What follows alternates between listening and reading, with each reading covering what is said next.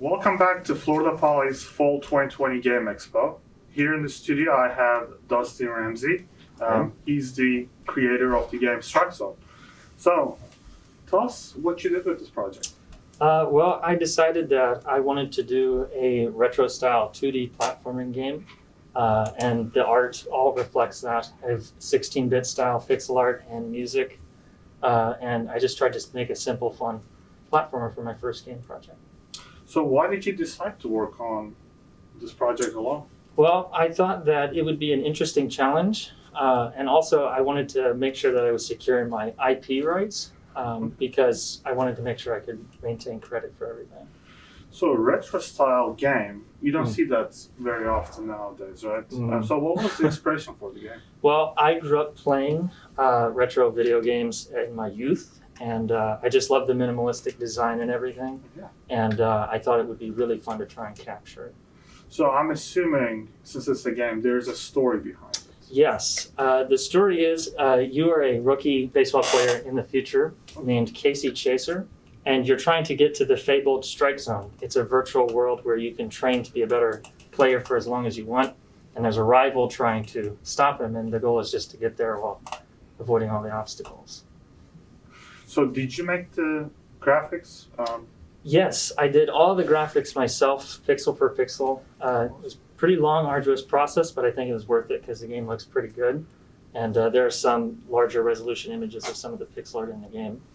But yes. What platform did you use to make the art? Mostly MS Paint, and then I would put it in a better program to add alpha transparency and everything. Yeah. So do you have any prior art experience? Yeah, I took art in high school for a couple years. It was a college level art course, but the main reason I was able to do this art so well is because I started doing pixel art in middle school, and that was like 7th grade, so I've had plenty of years to get practice. Yeah, so you had a time constraint on this game, right?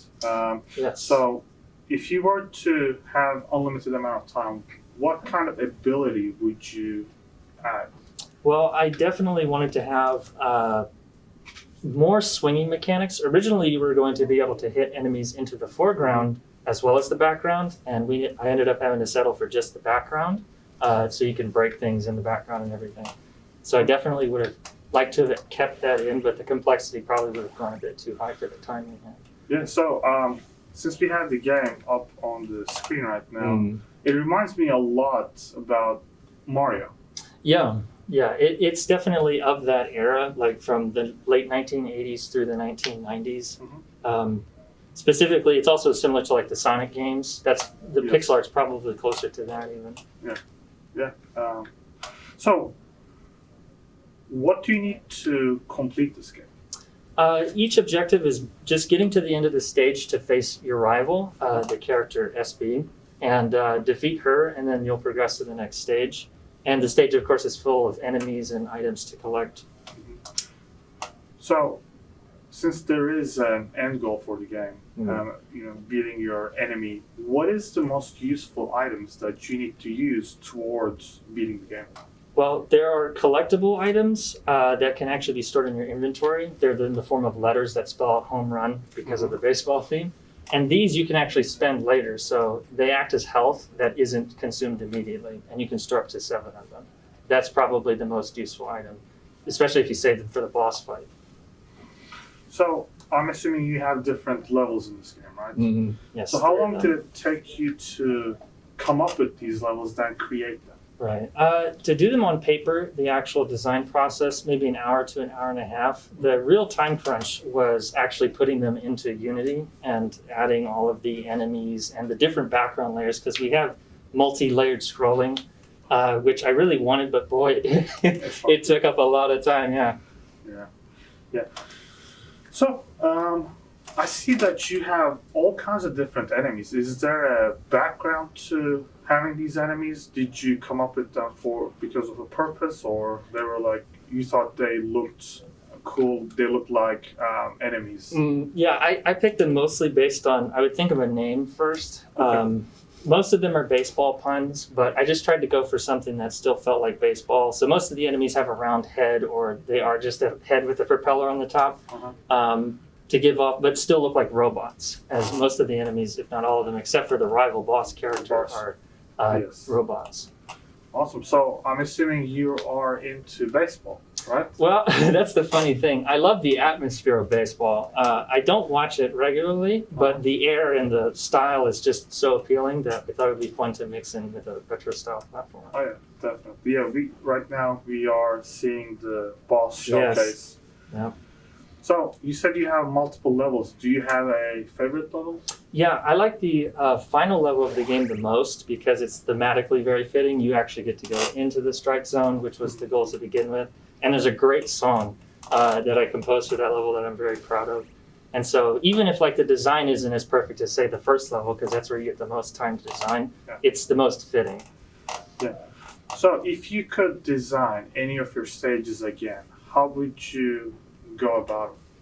I would like to add more stage mechanics. That was one thing that had to get cut short due to time, because there are platforms you can bounce off of, and there's falling platforms and the destructible background tiles. But I would have liked to have had more than that if I had more time, yes.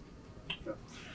So do you have any plans on expanding the game in the future? Yes, actually, I would love to build this again from the ground up with my own game engine, like making a 2D game engine, maybe just specifically for platformers, but you could still do a lot with that, and it would be reusable for other projects because there's a lot of platformer games I have in mind.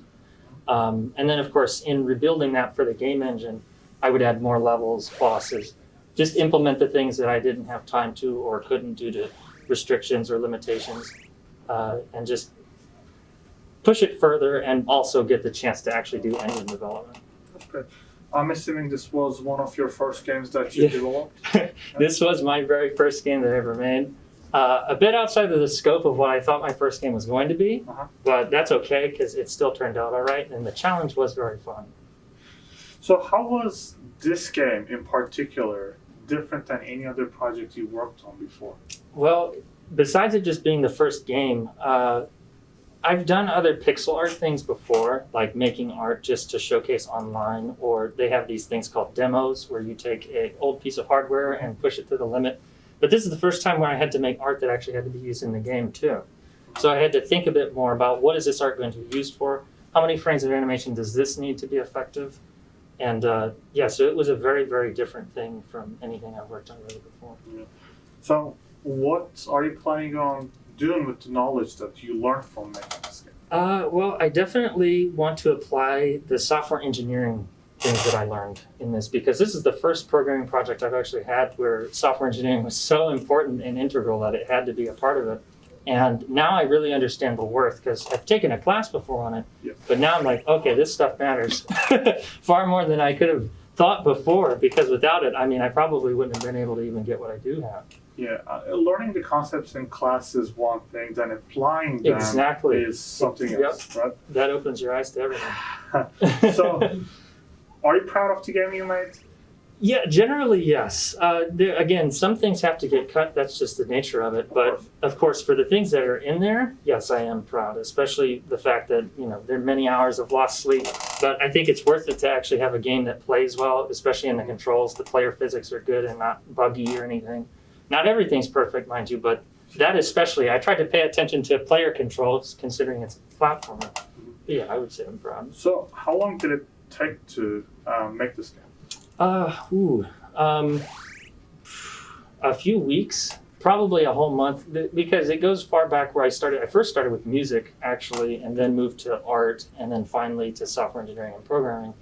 But all in all, probably a month or two. But the crunch got pretty intense near the end with the programming, because I think I'm maybe slightly above average for programming, but I know there are other people that could implement things that I did a lot faster, and that's why I definitely want to improve those skills so I could do this again and get more done in less time. So, going off that, do you have any regrets working alone? Somewhat, because the main thing was securing IP rights, but it would have been nice to be able to get someone to do like the ad or to get the gameplay video set up so I could dedicate more time to just art and code, like the really important stuff, because the game is the most important thing to me. But all in all, I don't regret it overall in general because it was worth it to get to see if I could do it. So I at least proved it to myself, if anything. So, are you planning on making other games in the future? Absolutely. That's my whole reason for coming to the school here was to be able to become a game developer and, of course, gain general computer science knowledge, but especially that because I love games and I love the design process that goes into them. I think about them all the time. So I would be doing myself a disservice by not making more after this point. Definitely. I'm assuming you like playing video games, and that has an effect on it as well, right? Yes, I do. All right. Is there anything else you want to talk about? Just generally, if people haven't played it yet, I highly recommend going and playing it. It is pretty fun, if not a little simple, but that's okay. Sometimes a simple design is more refreshing. It's not overwhelming. Definitely. But yeah, I hope people have fun playing it. That's the most important part. Yes.